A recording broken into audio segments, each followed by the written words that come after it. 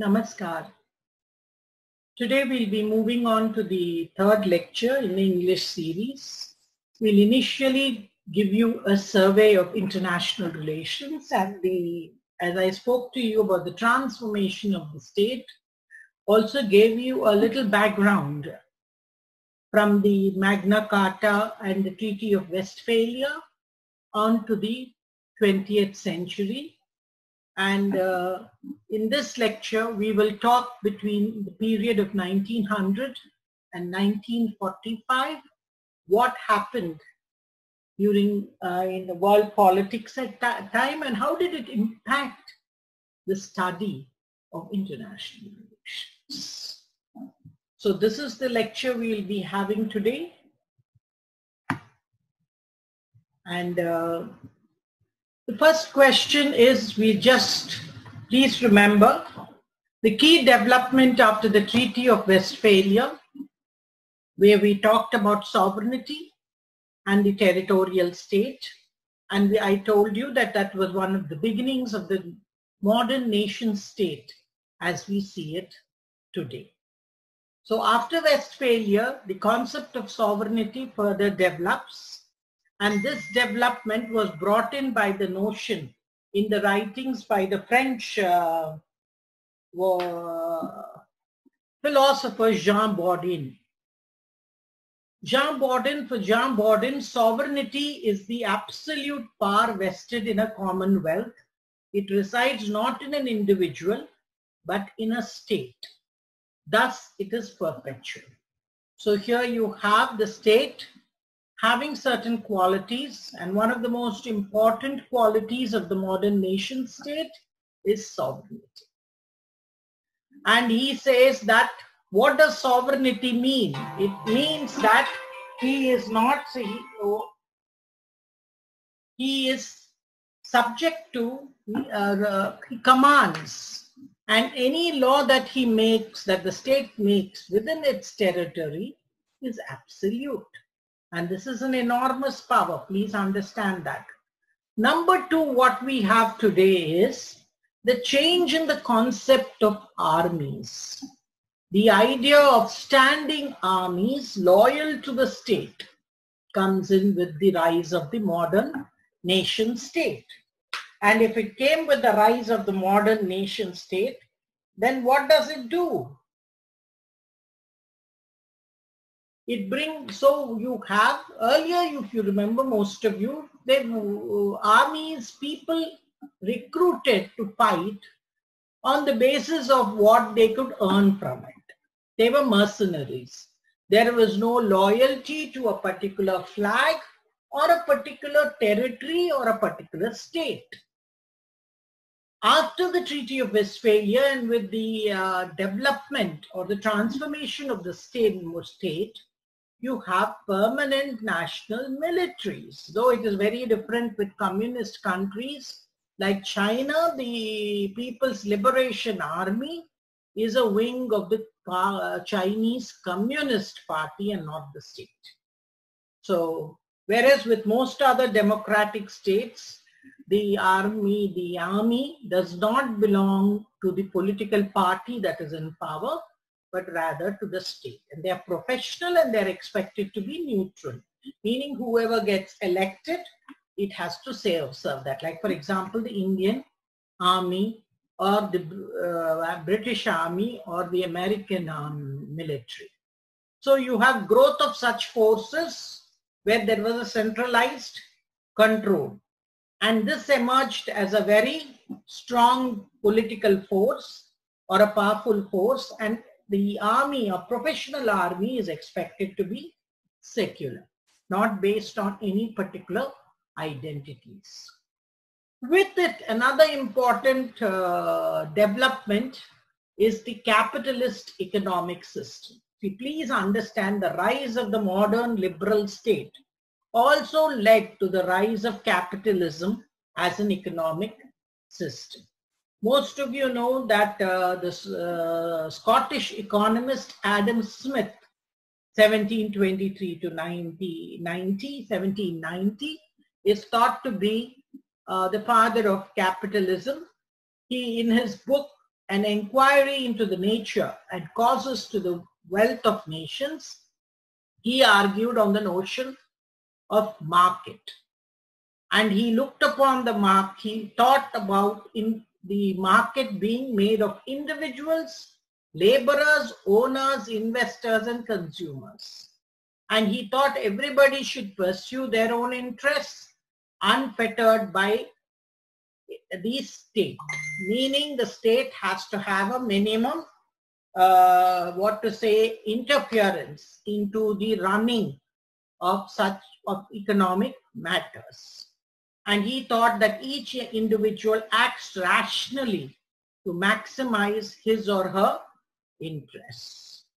Now, with this capitalist system, if you remember, he believed that individual interests are very important. Please understand at the same time, you have Locke, who talks about life, liberty, and property, that the state has to protect these three. So here the issue of private property and the wealth, as per the capitalist system, as in the pre-market. He looked upon the market as the invisible hand. So you have here the Christian concept of the Geist, or the spirit, invisible, that protects or that rationally operates for the benefit of all. And he believed that competition in the right way will help people to grow their interests and grow wealth. And this wealth created by these people, capitalists, will trickle down to the many poor who get employed in the system and finally benefits. So if you see, as I mentioned John Locke to you, John Locke brings in the concept that absolute rule is subject to limits. On his two treatises of government, he attacked the concept till then that was sacrosanct, that is the divine right of kings and their absolute power. Locke argued that the state is a beneficial institution which is created for rational human beings to protect their natural rights. What are their natural rights? Life, liberty, and property, and their self-interest. So political power ultimately rests in the people. So the monarch derives his legitimacy from the consent of the governed. That is, any ruler gets his legitimacy from the people. Like, for example, we have elections where we vote for a prime minister. So the people give legitimacy to whoever wins, becomes our prime minister or our representative. With it, please remember, this is also the period when European powers were building their colonies, and there were two systems that came into being, colonialism and imperialism. So the discovery of the new world, as Europeans called, after 1492, the same, Asia and Africa, and because of the improvement in their navigation technologies, they found it less costly and frequent, so mobility increased. So the first to arrive explorers were seeking raw materials and trade relations. And there were also some who had come with what Rudyard Kipling called the white man's burden, to convert savages to Christianity. They did not understand that many of the civilizations that they were there may have been as good or even better than theirs, but they came in with that superiority that they had come to civilize us. And this, when they saw the staggering wealth in these colonies, then there came about an attempt to loot or to take away these wealth without giving enough. For example, if most of you know, Jomo Kenyatta said, when the colonial Europeans came, they came with the Bible and the Africans had the land. And when they asked, they gave them the Bible and asked them to close their eyes and pray. And when they opened their eyes, the Europeans had the land and they only had the Bible. So this clearly says that what a very, unequal system colonialism was, and extremely exploitative and unequal for the colonized.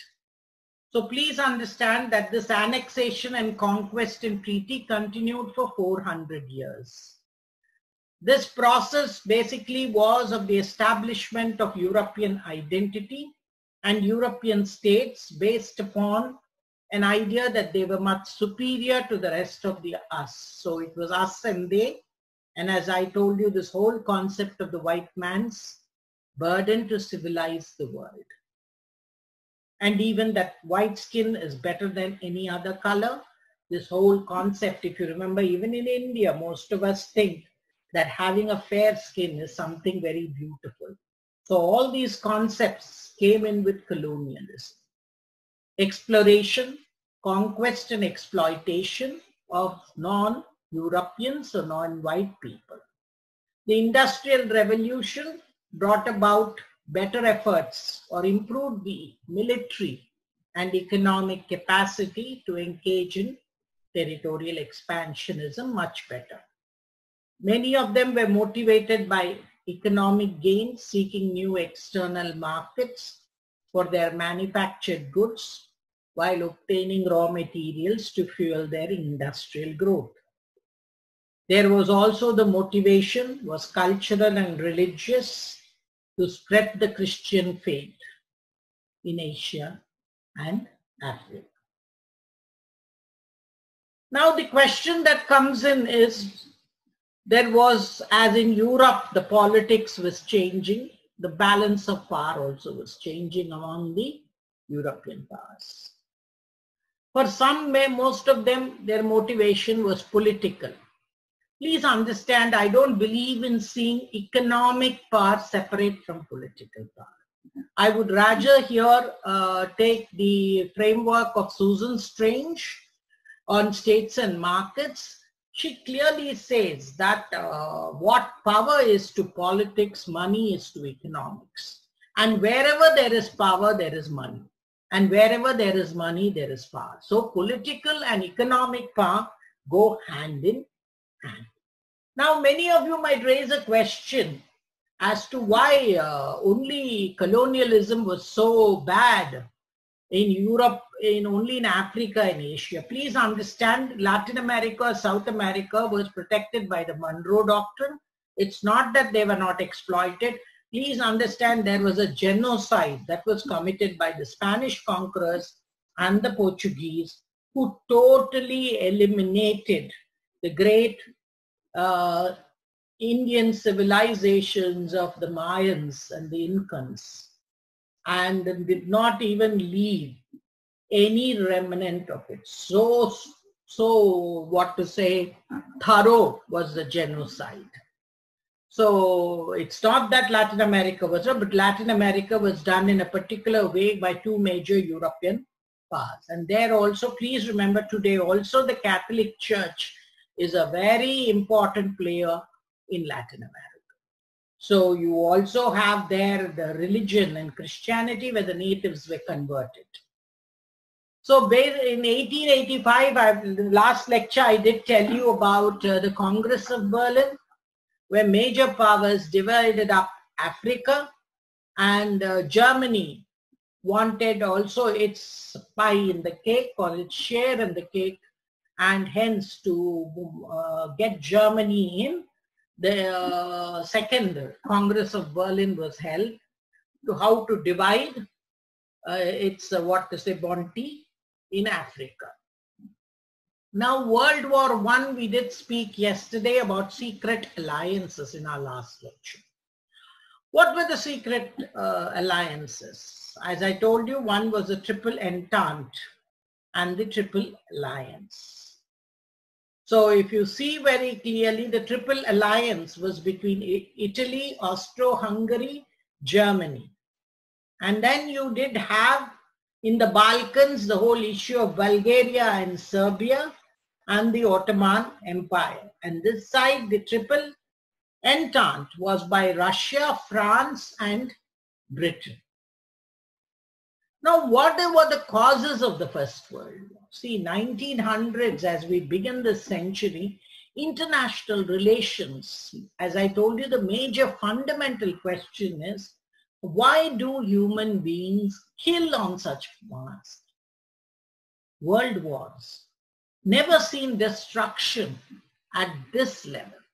So what were the causes? First was, they say, militarism, policy of building up strong military forces to prepare for war.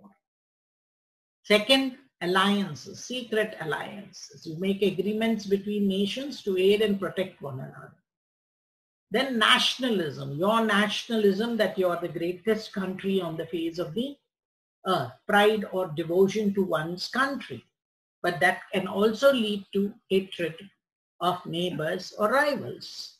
Then imperialism, when one country takes over another country economically or politically. Colonialism brought in imperialism.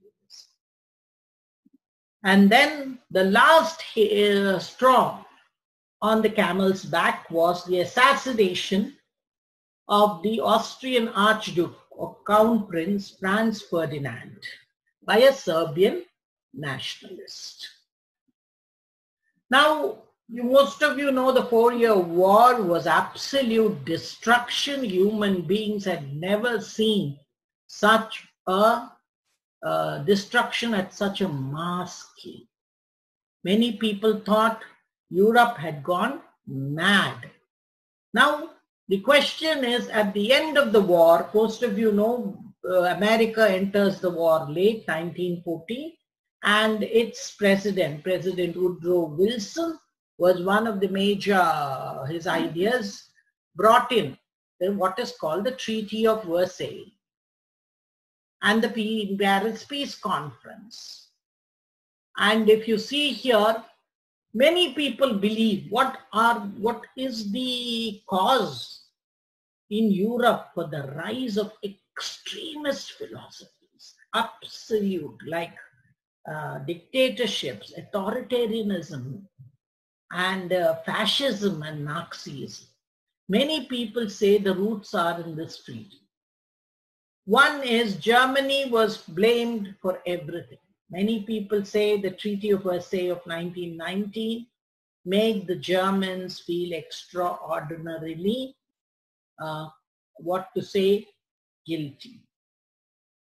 It crippled Germany militarily, territorially, and economically. Some believe that France was taking revenge in Germany over Bismarck's policy. Please remember, in the Franco-Prussian War, Germany defeated France. So France was literally, waiting when it could get back at Germany.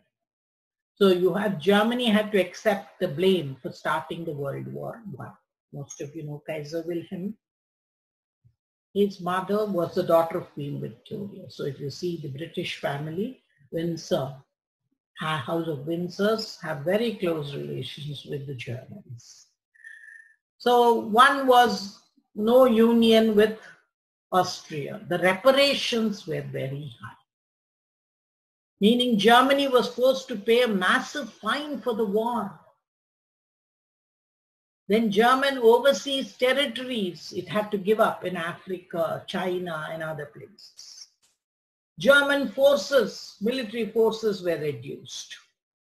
And Rhineland was to be demilitarized. And Germany also lost its territory to Belgium, Denmark. Most went to Poland. This is something that the Germans did not like. And please remember, there is a wonderful book written by E.H. Carr, an eminent historian, who has also written a very good book on what is history. And that is where he tells you, as researchers of social sciences, what should be it. Facts are sacred. Interpretations can vary. Sometimes in our, in our over-enthusiasm to push our agenda, we make people believe that facts can vary, but interpretation is sacred. We are just turning, it's not that. So please remember, he wrote a very wonderful book called The 20-Year Crisis, replying to Normal Agnell, whom I deal with in liberals, especially the utopian liberals. So the 20-year crisis, especially 1919 to 1939, what do we see in Europe? In Europe, there was an attempt after basically Woodrow Wilson. The path to hell is also paved with good intentions. Woodrow Wilson comes in for the Paris peace talks with his 14-point program, and he believed that this treaty would end all war. And he believed that you have to make the world, especially European countries, safe for democracy. Really, would democracy come about after that? No. What came about is the worst form of absolutism, fascism, and Nazism in Europe. Never has people seen such evil, what Hannah Arendt called the banality of evil. Genocide, ethnic cleansing, the scapegoating of a particular community, identity politics, all types of things came. Except, please remember that Germany had one of the best constitutions just before Hitler came to power, and that was the Weimar Constitution. Even today, many people believe it is one of the best constitutions ever written, but it did not succeed. And if see clearly, what is the reason for this? Many people believe that the liberals had put too much faith in the positive side or positive nature of positive side of human nature, that human beings would get together, they would cooperate, they're very generous. So you had the return of the realists who said, with a very pessimistic view of human nature. And E.H. Carr says that you had went totally wrong here. It was absolutely utopian. And you also have in 1917, for the first time, communism taking roots in a large part of the Euro-Asian territory of Russia, and the way they killed the Tsars. So you have the Bolshevik Revolution, and after the death of Lenin, you have the rise of Joseph Stalin. Stalin is very controversial. You have on one side great admirers, and on other side people who felt that he that he was also a ruthless dictator or paranoid dictator, as the West likes to use it. But then to many people like Pablo Neruda or Mao Zedong, Mao Zedong, or even Cuban leaders, revolutionaries like Castro, Che Guevara, they found him as a great revolutionary leader. So one can have opinions, but here you had different types of extremisms and no democracy at all taking root in Europe. Another question when we deal with Hannah Arendt, we'll also go into deeper.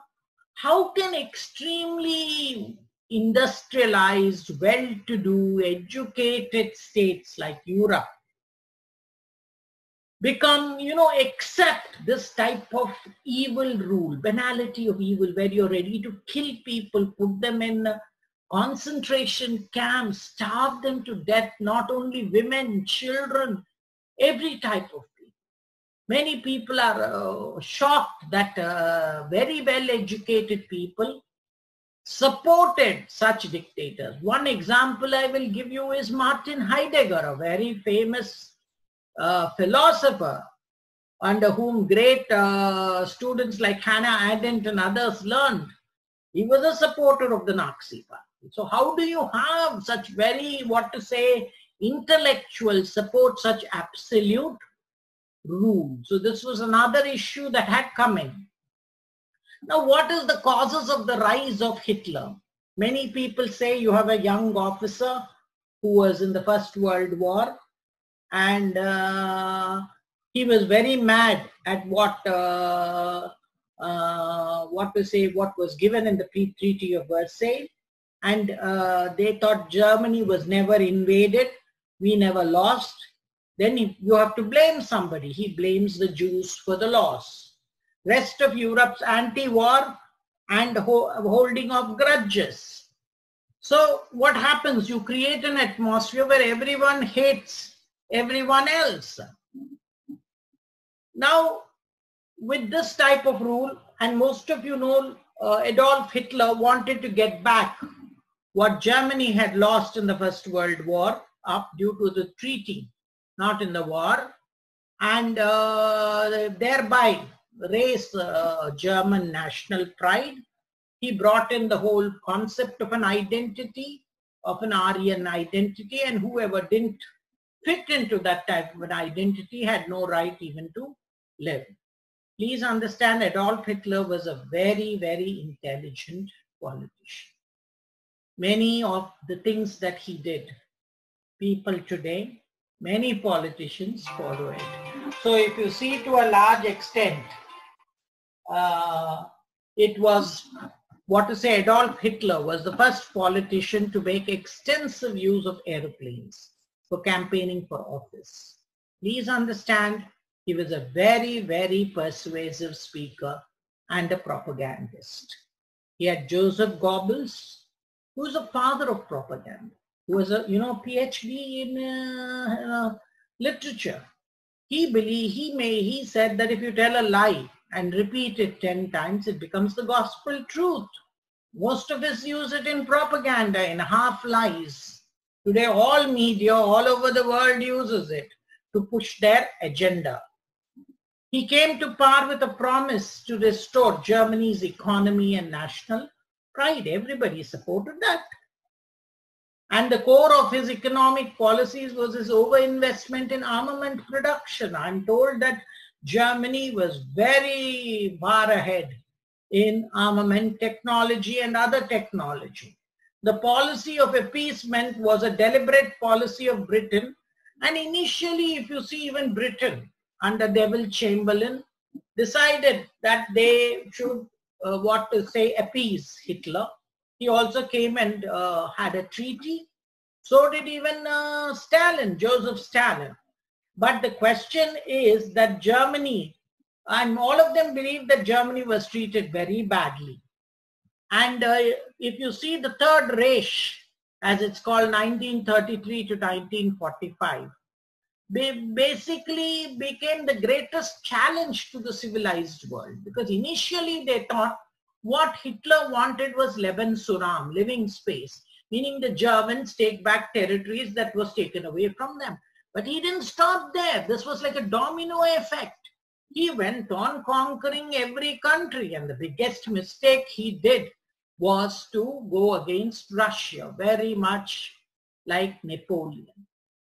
And that is how the end of Napoleon, because a lot of the Germans lost their forces, the Russian winter, and the determination of Russia to fight back began his,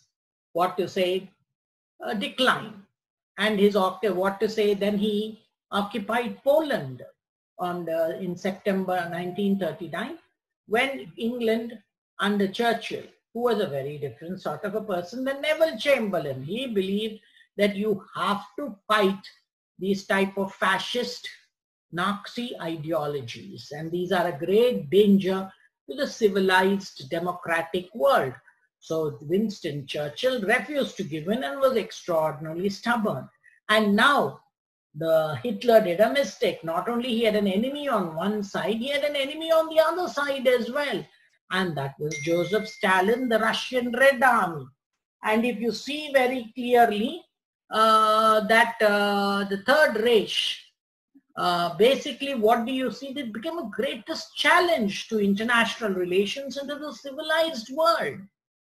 And when after the Second World War began, it took them 6 years of fighting, mobilize the masses to support the state. And it also, Nazism also made ideas of war and conflict as extremely noble activities. And ultimately, he said that the Germans were a superior civilization. The strength from the belief that racial groups can be superior and mobilize these people on it and scapegoated minorities or anybody on the basis of identity or religion became extraordinarily dangerous because people legitimized this type of killing. So the power of fascism, German, Italian and Japanese versions, I would here add even Franco and Salazar of Portugal and Spain, Franco of Spain, they formed a loose coalition of allies. And if you see organized killing teams whose sole aim was mass murder of human beings, Jews, gypsies, communists, homosexuals, and those born with genetic defects. Now, if you see very clearly, the Second World War teaches you as an international relations or a political science student what Hannah Arendt has raised on in issues of totalitarianism is basically how you have a leader who's extremely persuasive and very good, demagogue like Hitler. Hitler was very charismatic. Let's be honest. We must give the devil its due. Was dedicated to the acquisition of power for his own gratification, meaning he was ready to get power by hook or crook. Many people say in 1933, to get the communists out in Germany, he made his own people burn the Reichstag and burnt it and blamed it on the opposition. Many things that even today many politicians would do, whose existence was an offense to him, and he believed that their annihilation was his crowning triumph, meaning he legitimized genocide of people. Both this grandiose barbarism of his political vision and the moral emptiness of his character. This combination was something. And many people accepted this. Nobody even challenged it. And this unprecedented brutality, not only against combatants, but against civilians, children, women. Take Anne Frank. Most of you must have read her diary. So this had a huge impact on the international system. This whole two wars, the World War I and then World War II, humanity had never seen such destruction and such evil. So you had the Geneva Conventions of 1948 and 49, and they were brought in with the force of international law and criminalized. Most of you know, for the first time you have the Nuremberg trials where individuals could also be punished. Germany surrendered in May 1945, but the Pacific Theater, Japan, not until August 10, and the use of atomic weapons, which is very controversial today, whether really America should have used this weapon or not, because it brought about killing of innocent Japanese. But the Americans say that the Japanese would not, surrender. Now, let us take for explanations at the global level. The Versailles Treaty 1919 placed all the blame for World War I on Germany, thus fueling German anger, but not preventing German rearmament. Realists say that the absence of a major power capable of balancing a rising Germany encouraged aggressive German policies, because both US and USSR were unwilling to become involved until late in the game. The two really powerful countries in this period were not even members of the League of Nations. A failure of collective security. The realists say that collective security never works because it is self-help. And the League also ensured that Hitler would not be deterred. And you have second-rate powers like Britain and France who could not stop Germany, a very determined Germany. And then you have here basically communism, the rise of communism and fascism in Europe, fueled conflict between states. So I would rather like to end this period with Martin Niemöller's, as most of you know, Friedrich Gustav Emil Martin Niemöller, was the German theologian and Lutheran pastor. He was best known for his opposition to the Nazi regime during the late 1930s, because he acted as a moral force. First, he said, first they came for the socialists and I did not speak out because I was not a socialist. Then they came for the trade unionists and I did not speak out because I was not a trade unionist. Then they came for the Jews and I did not speak because I was not a Jew. Then they came for me and there was no one left to speak. So this is the situation in international politics. And this is Pastor Nesmuller. And I think what he says is very, very true. International relations in the two world wars showed us the level to which human beings can stoop, meaning that human nature can stoop to a level where we don't think about destruction, about killing mass numbers, of using identity, of using anything. And this is extraordinarily dangerous. And the few people, and many people are subdued and do not speak because they think it has not affected their lives. But please remember that we must stand up, and international relations does teach us from these two wars that it's extraordinarily important for people to speak. And when they speak up, when they become a movement, then it can shake any government out of power. Thank you so much.